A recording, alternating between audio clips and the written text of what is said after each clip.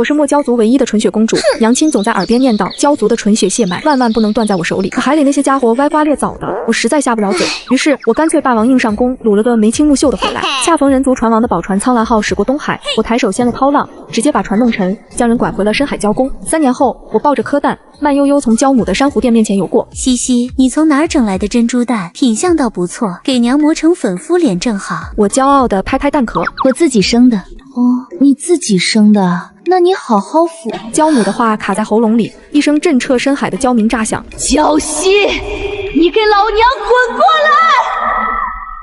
我怀里的蛋一声轻响，蛋壳竟碎开了，一个小家伙从蛋壳里钻了出来，雪白雪白的小脸蛋，一双黑葡萄似的眸子水润润的，嘴角那对浅浅的梨窝，一笑便能甜到人心里。我惊了，这人族基因也太正了。娘亲，我瞬间僵在原地，尾鳍都忘了摆动，怀里的蛋壳碎了一地，珍珠似的碎渣在海水中飘着。这崽子竟偏偏在娘发火的时候破壳了，怕不是生来就会添乱的主。我抱着小鲛人，甩着尾鳍往回游，小家伙窝在我怀里，小尾鳍轻轻扫着我的手臂，倒让我心头的火气消了大半。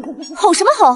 差点把我宰吓着，你赔得起吗？焦母被我这一吼愣在原地，脸上的海珠粉掉了一地。你，这是你跟谁生的崽？咱焦族的纯血墨椒，你竟敢跟外族生崽！他的目光落在我怀里的小团子身上，小家伙似是听懂了焦母的话，对着焦母眨了眨眼睛，竟吐出一串小小的珍珠泡泡。哪来的野男人也敢碰我们焦族的纯血公主？老娘我非要掀了他的老巢，把他沉进东海喂巨鳌！我看着焦母那副如临大敌的样子，尾巴往仔身前挡了挡，龙性本淫，交性也不差。我娘当年那可是聊遍四海精怪的主，难道她见我崽可爱，想跟我抢，还是见孩子爹俊，想找人家麻烦？干什么？你看咱崽多可爱，四海八荒找不出第二个。焦母被我这句话直接噎得直翻白眼。我是气你不争气，跟个外族生崽，丢咱焦族的脸！我娘怕不是在深海待久了，忘了人族船王燕苍蓝的势力，他手下的万船湾，船帆连起来能遮半个东海。别说掀他老巢，怕是刚靠近就被他的船队围了。更何况现在崽都出生了，总不能让他没爹吧？我抱着崽慢悠悠开口，你也别光顾着骂我，看咱们焦族的生蛋时间，你怕不是刚成年就去撩西海巡海夜豪了？我这好歹才一个，你当年呢？焦母的脸瞬间涨红，眼神飘忽。南海的朱贝金为了你跟冰晶打架，整个四海谁不知道你焦妃的名声？你还好意思说我荒唐？我那是年轻不懂事，一时糊涂，我不能让你重蹈我的覆辙，我顶多就是聊聊，没真省。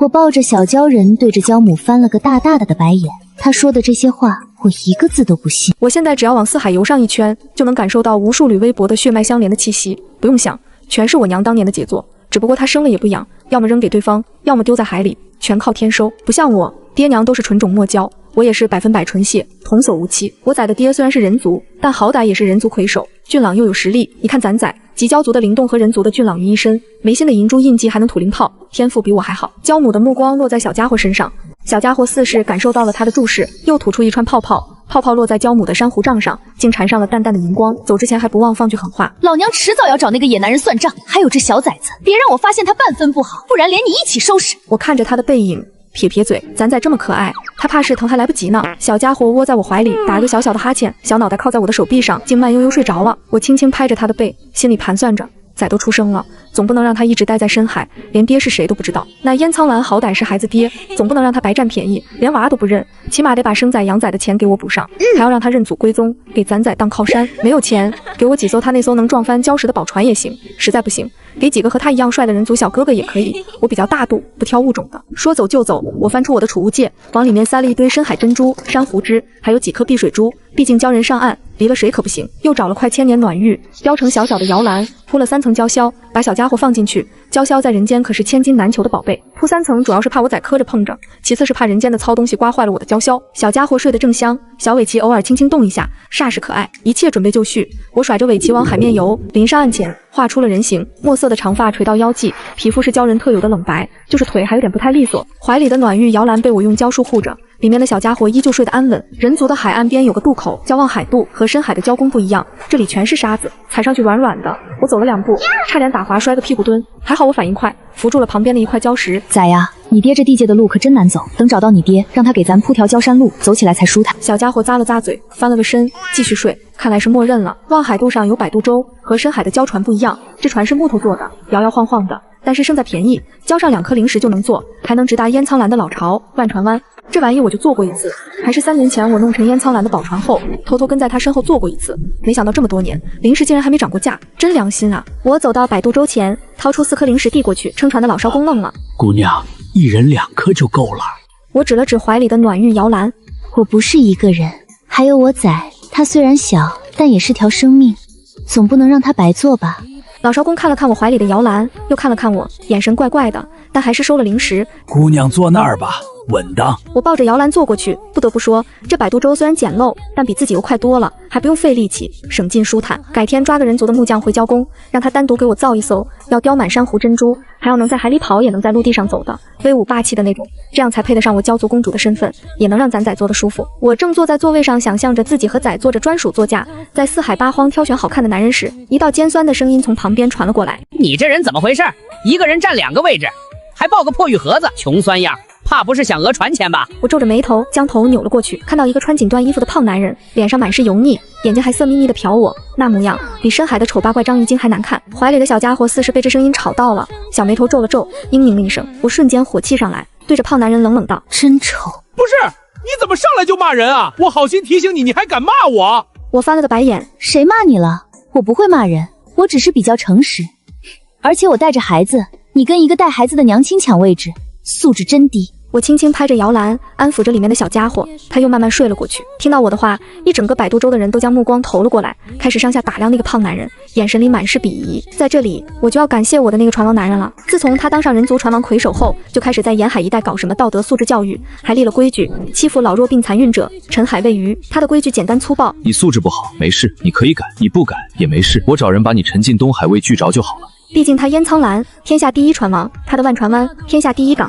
你要是看不惯，欢迎你带上你的船队来砸港。不得不说，他这脾气真对我胃口，所以我才会迫不及待的一成年就弄沉他的船，把他拐回深海。那胖男人被众人看得满脸通红，恼羞成怒。你一个看起来刚成年的小姑娘，细皮嫩肉的，哪里像当娘的了？我看你就是装的，想讹人。我嗤笑一声，抬手将额头的鲛珠印记显化出来，那是一颗墨色的珍珠印记，泛着淡淡的蓝光。随着鲛珠印记的出现，我身为纯血墨蛟的气势瞬间释放出来，挤满了整个小小的摆渡舟。怀里的小家伙似是感受到了我的气息，眉心的银珠印记也跟着闪了闪，和我的鲛珠印记遥相呼应。强大的水灵气裹着鲛族的威压，瞬间将面前的胖男人吓得脸色惨白，腿一软，直接跪了下来。神仙饶命，神仙饶命！其余人也被这股气势波及，脸色煞白，有的人手里的茶杯直接摔在船板上，碎了一地，甚至有人身上的护身玉佩直接被威压震碎，掉在地上，发出清脆的响声。见状，我立马吓得将鲛珠印记收了回去，还把威压散了。我忘了人族这么脆，我这只是随手释放的一点气息，连深海的小鲛人都吓不到。没想到人族竟然扛不住，还差点吵到咱仔。我慌忙的站起身道歉：对不起，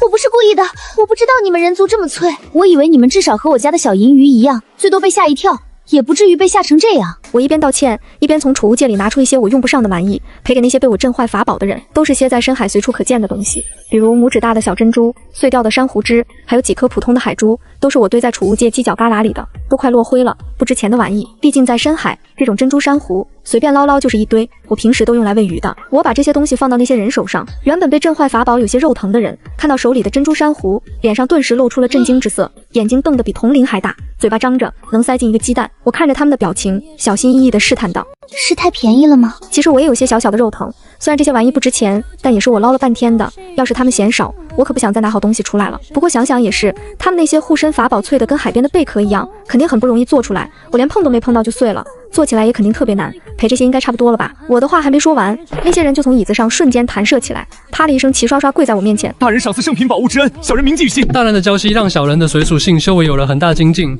感谢大人的大恩大德。头磕的梆梆响，我懵了，呆愣在原地，手里还捏着一颗没送出去的小珍珠。这画风不对吧？他们不应该说碎掉的那些东西很贵，我的这点破玩意不值钱，让我赶紧赔给他们好东西吗？怎么还跪下了？不止我给东西的这些人，就连我没给的那些只是被威压波及的人，也都啪的一下跪下来了，一个个喊着要给我当牛做马，还有人说要当我的死士，一辈子跟着我上刀山下火海，在所不辞。娇息是什么？不就是我呼吸过的空气吗？这玩意还能精进修为？还有死士又是什么？能帮我找个好看的男人吗？要是能的话，留2个也不是不行。毕竟我以后还要带着咱仔逛遍四海，找好看的小哥哥，有个人跑腿也不错。我被他们围在中间，手足无措，最后只能摆了摆手。行了行了，都起来吧，不用当死士，只要别跟我抢位置，别吵到我仔就行。那些人听到我的话，如蒙大赦，连忙站起身，毕恭毕敬地站在旁边，连坐都不敢坐了，一个个低着头，大气都不敢出。摆渡舟上的气氛瞬间变得诡异起来，所有人都不敢说话，只有船桨划水的声音，还有老艄公瑟瑟发抖的摇船声。我坐回位置上，轻轻拍着怀里的摇篮，心里嘀咕：人族真是奇怪，不过心还挺好的，给点不值钱的玩意，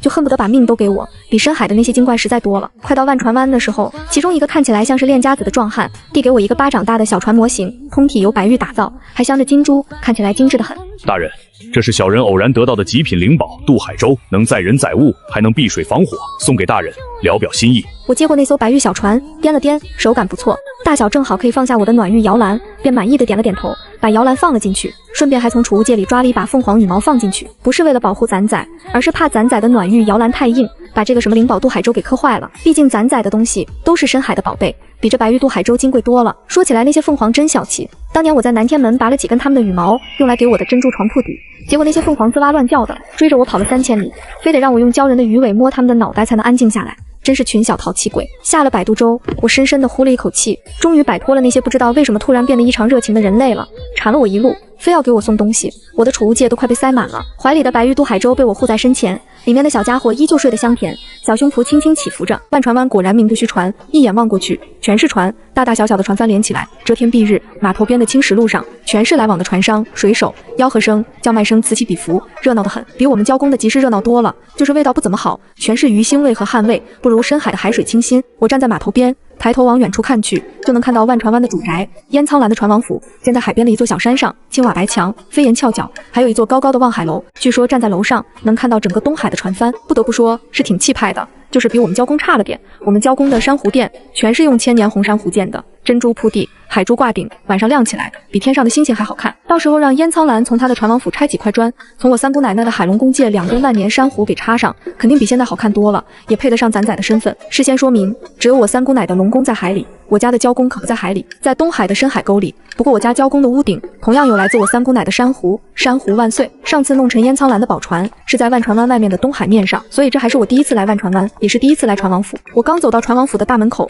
就被2个穿着黑衣劲装的守卫拦住了，他们手里拿着长刀，眼神警惕地看着我。站住！船王府禁止外人入内，闲杂人等速速离开。我外人？我可带着你们家主人的崽呢。虽然是我把你们家主人弄沉船拐走的，但你们船王府也不能翻脸不认人吧？不过我第一次来，总要给我崽的爹留个好印象，不能一上来就掀了他的大门，毕竟还要找他要养娃钱呢。好好，我这就走，2位别生气啊。我一边嘴上说着，一边偷偷地从储物戒里拿出2柄巴掌大的小锤子，这是我特制的记忆消散神奇小锤子，一敲一个准，敲完就忘事，比魔族的忘忧伞好用多了。我脚下一点，借着水灵气瞬移到他们脑后，抬手就敲，2声清脆的响声过后，2个守卫眼睛一翻，直挺挺地倒了下去，连哼都没哼一声。搞定！我拖着2个守卫，偷偷地把他们拖到旁边的假山后面，找了个隐蔽的地方藏起来，然后从储物戒里拿出2具傀儡，这是我从魔族魔尊内顺来的，能幻化成人形，还能简单的说话做事，正好派上用场。我对着傀儡一点，傀儡瞬间幻化成2个守卫的样子，站在大门口一动不动，和真的一模一样。我真是个好人，看他们站岗累，还拿傀儡帮他们站岗，让他们好好休息，睡上一觉，多贴心。作为回报，你俩的衣服就借一件给我用用吧，顺便让我看一眼，不过分吧？我扒下其中一个守卫的衣服，套在自己身上，黑衣劲装，还挺合身，就是料子太差了，全是粗布，不如我的娇绡舒服。咦，真小，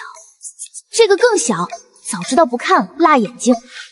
换好衣服，我大摇大摆地走进了船王府，心里嘀咕：烟苍蓝这船王府也太大了，绕来绕去的全是回廊和假山，比我们交工的珊瑚迷宫还难走。我走在船王府的青石路上，抬眼向四处望去，除了几个扫地的丫鬟，就寥寥几个巡逻的侍卫，连个说话的人都没有，冷清得很。船王府就这么点人？我快走几步，拦住了一个端着茶水的丫鬟，她穿着淡绿色的襦裙，看起来怯生生的。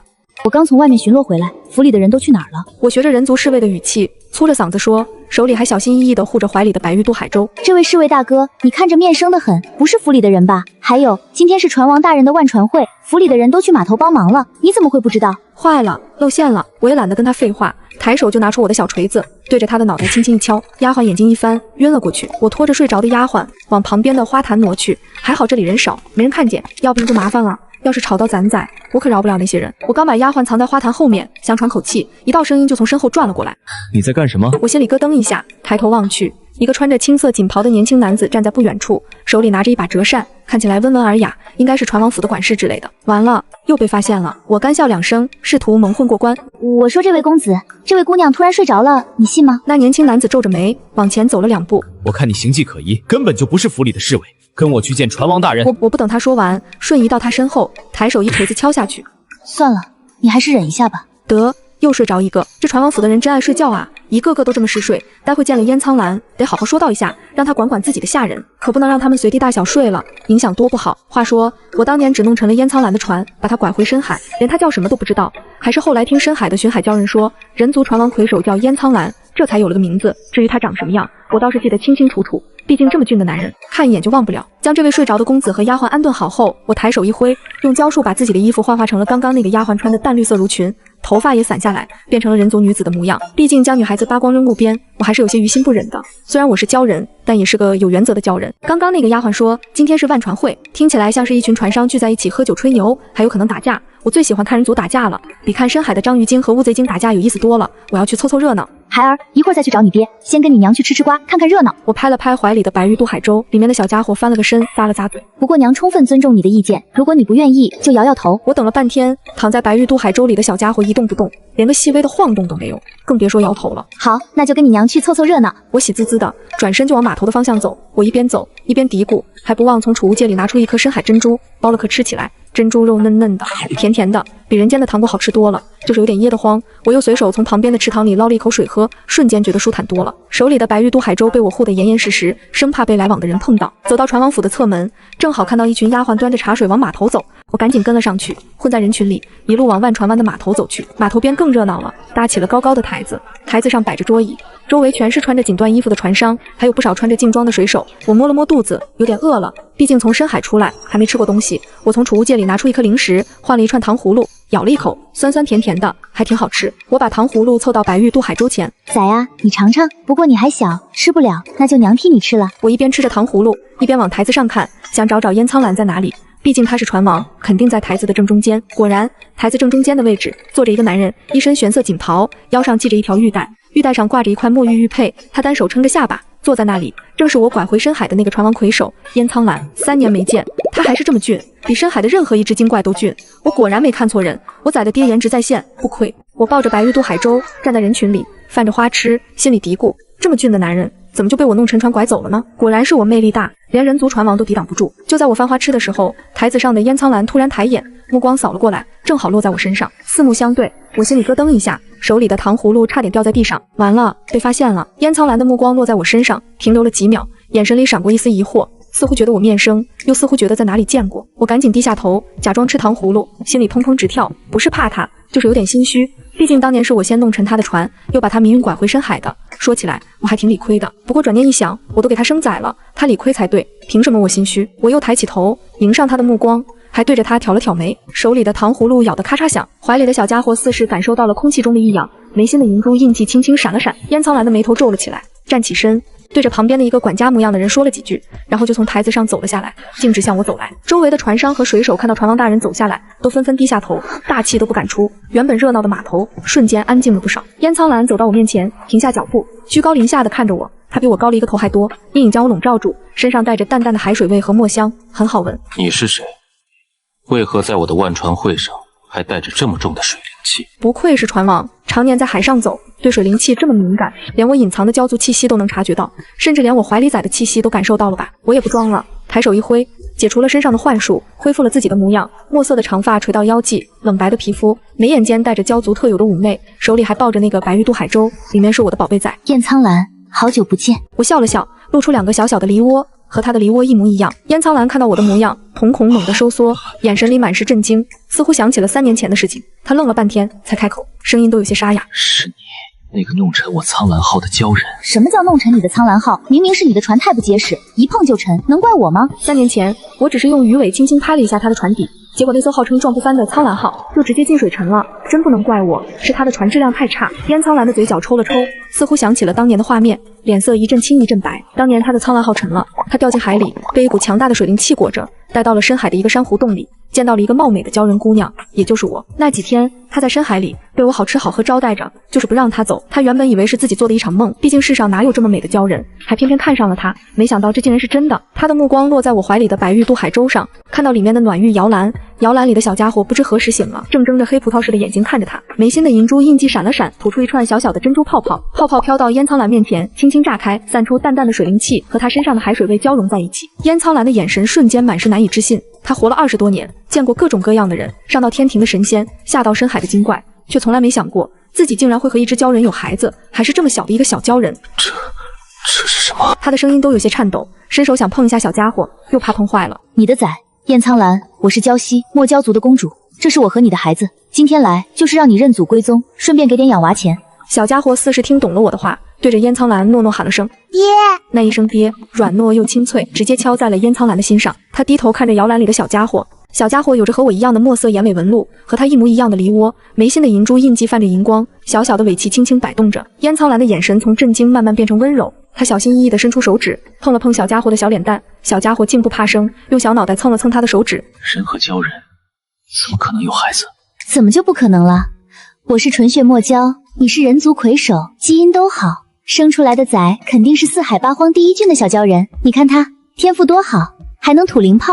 烟苍兰沉默了，站在原地半天没说话，似乎在消化这个惊天的消息，却又一直舍不得移开目光，眼神紧紧锁着摇篮里的小家伙。周围的船商和水手都惊呆了，一个个低着头不敢说话，心里却炸开了锅。船王大人竟然和一只鲛人有孩子，还是这么可爱的小鲛人，这要是传出去，整个四海都要轰动了。我看着烟苍兰沉默的样子，有点不耐烦。到底认不认？不认的话，我就把这崽抱回深海自己养，以后这崽跟我姓焦，不跟你姓燕。还有，你弄成我的……哦，不对，我弄成你的那艘船，就算扯平了，以后互不相欠。我说着就要转身走，心里却有点慌。他要是真不认，我岂不是白生了？养娃钱也没着落了，那可亏大了。咱崽也不能没爹啊！就在我转身的瞬间，烟苍兰抓住了我的手腕，他的手掌温热，力气很大，攥得我手腕有点疼，却又小心翼翼的怕弄疼我。认我的孩子，我怎么会不认？娇熙，对不起，3年前的事是我疏忽了，让你一个人在深海生崽养崽，辛苦你了。听到他的话，我心里的石头落了地，还好他认了，养娃钱有着落了。咱崽也有爹了，知道辛苦就好。那养娃钱呢？我鲛族生崽养崽要吃1000年珍珠，喝万年琼浆，还要用深海的暖玉铺摇篮，这些都很贵的，你看着办吧。还有，咱崽的名字还没起，你这个当爹的总得给起个名字吧。烟苍兰看着我财迷的样子，又看了看摇篮里对着他笑的小家伙，忍不住笑了，眼角的梨窝露出来，看得我又犯了花痴。放心，不会亏待你和孩子的。走，跟我回府，想要什么都给你。名字我来想，一定给咱崽起个最好听的名字。我点点头，心里乐开了花，跟着烟苍兰往船王府走。怀里的小家伙窝在暖玉摇篮里，对着烟苍兰伸出小手。烟苍兰小心翼翼地牵着他的小手，画面温馨得很。我心里嘀咕，看来这次来人间来对了，咱娘俩以后就有靠山了，吃香的喝辣的，还有数不完的宝贝，美滋滋。跟着烟苍兰回了船王府，他直接把我带到了他的寝殿。望海楼，这楼建在船王府的最高处，推开门就能看到整个东海，视野极好。烟苍兰让人把望海楼的偏殿收拾出来，给我和崽住，还让人搬来了各种各样的珍宝，黄金、白银、珍珠、玛瑙，堆了一桌子，还有好几艘精致的船模型，全是用金丝楠木和白玉做的，甚至还有专门给小家伙做的迷你船模，精致的很。这些你先拿着，不够的话再跟我说。你鲛族养崽需要什么，尽管说，我让人去东海捞，就算是深海的千年红珊瑚、万年海珠，我也能给你弄来。还有孩子的名字我想好了，叫燕珠兰，随我姓燕，珠取鲛珠的意思，兰取我的苍兰号，怎么样？燕珠兰这名字还挺好听的。我看着摇篮里的小家伙，喊了声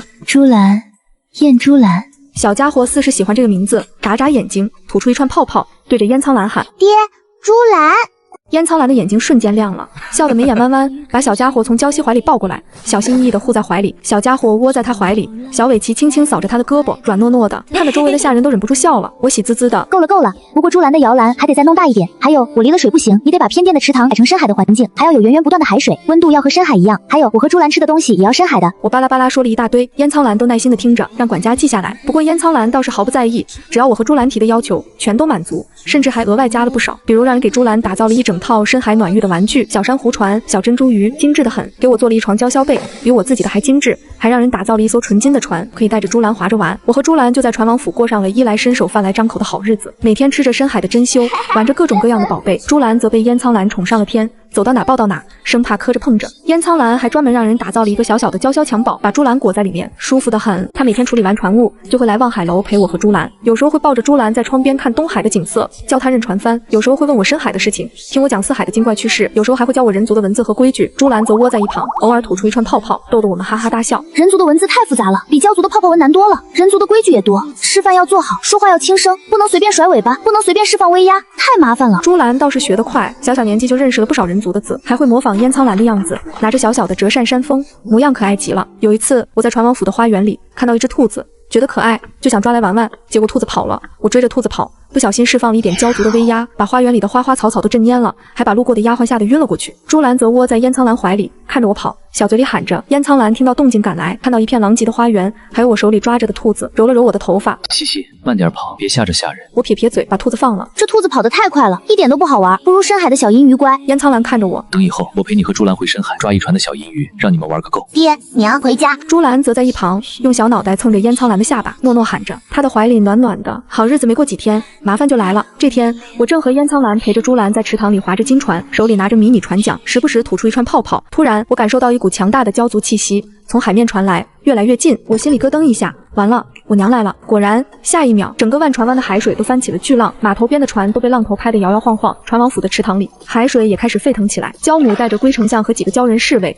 从海里钻了出来，化作人形，站在船王府的院子里。娇熙，你这死丫头，跑这来跟野男人厮混，连朱兰都带来了，看老娘不扒了你的皮！我赶紧从金船上跳下来，烟苍兰则抱着朱兰护在我和朱兰身前。朱兰窝在烟苍兰怀里，看着蛟母，认出了这是外婆，诺诺喊着外婆。这一声外婆直接把蛟母的怒火冲散了大半。蛟母的目光落在朱兰身上，眼睛瞪得溜圆，手里的珊瑚杖也放下来。她快步走过来，小心翼翼地看着朱兰。这就是朱兰，我的乖外孙。朱兰似是不怕蛟母，对着她笑了笑，又吐出一串泡泡，泡泡落在蛟母的珊瑚杖上，缠上银光。蛟母瞬间被朱兰萌化了，脸上的怒气消失得无影无踪。我的乖外孙长得真可爱，比你娘小时候可爱多了。我看着这一幕，翻了个白眼。烟苍兰则向前一步，对着蛟母拱手行礼。岳母大人，小婿燕苍阳见过岳母。蛟母抱着朱兰，愣了一下。谁是你岳母？我可没承认你这个女婿。不过看在朱兰的面子上，暂且饶了你。烟苍兰笑了笑，对着身后的管家摆了摆手。管家立刻让人抬上来几个箱子，打开箱子，里面全是深海的奇珍，有千年红珊瑚，还有一颗碧水神珠，小小的深海暖玉锁，娇绡做的小衣服，精致的珍珠项链。只要岳母大人愿意，我随时可以带着西西和朱兰回蛟宫拜祭蛟族先祖。蛟母看着箱子里的奇珍，她抱着朱兰，脸上的笑意藏都藏不住。算你小子识相，我还要看看你后的表现。要是你敢欺负西西和朱兰，我照样掀了你的船王府。蛟母抱着朱兰，外婆。还有，朱兰可是我蛟族的小宝贝，以后得常回蛟宫看看，谁敢欺负她，就是跟我蛟族作对。烟苍兰恭敬地说：是，小婿谨记岳母大人的教诲。我看着蛟母那副口是心非的样子，忍不住笑了。蛟母留了下来，龟丞相和蛟人侍卫也守在旁边，美其名曰看着我和朱兰，不让我们被人族骗了，其实就是想留在船王府陪朱兰玩，还想享清福。蛟母来了之后，船王府的日子更热闹了。我的小朱兰想要什么，外婆都给。他甚至把自己珍藏的千年珍珠磨成粉，给朱兰做辅食。这宝贝好看，给朱兰留着。他还和我一起薅烟苍兰的羊毛，烟苍兰为他打造了一艘珊瑚船，还专门给朱兰做了一艘迷你珊瑚船。朱兰，外婆带你坐新船。龟丞相则每天拿着个算盘算烟苍兰的家产。燕府的家底这么厚，得给朱兰攒家产，捐点船和珍宝到蛟宫是应该的。龟丞相，这实在是为难小人啊。烟苍兰还经常和蛟母一起带着朱兰去海上捕鱼，蛟母的捕鱼技术比烟苍兰的水手还好，一捞就是一大船的鱼。朱兰时不时吐出一串泡泡，指挥着鱼群，天赋异禀。船王大人的岳母和公子都是神仙啊！烟苍兰的对手南海船商赵老三带着船队来万船湾挑衅，要和烟苍兰比试划船，输的人让出南海航线。燕苍兰和鲛人走得近，失了人族脸面，还多了软肋，这下定能抢下南海航线。小子，敢跟我女婿抢航线，敢欺负我外孙，老娘让你连南海的边儿都摸不到！